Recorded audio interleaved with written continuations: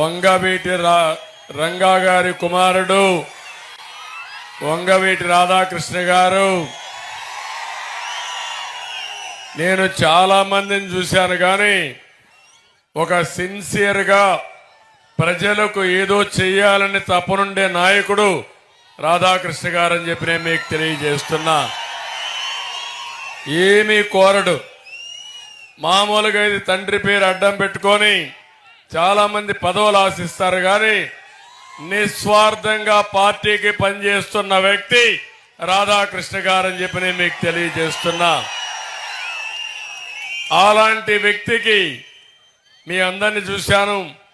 ఎక్కడికి పొమ్మంటే అక్కడికి వెళ్ళిపోతున్నాడు, దూసుకెళ్తున్నాడు. ఒకటే ఆలోచిస్తున్నాడు, తండ్రి ఆశయాలను నెరవేర్చాలి, ఈ రాష్ట్రానికి న్యాయం జరగాలి, తను నమ్ముకున్న ప్రజలకు అన్యాయం జరగకుండా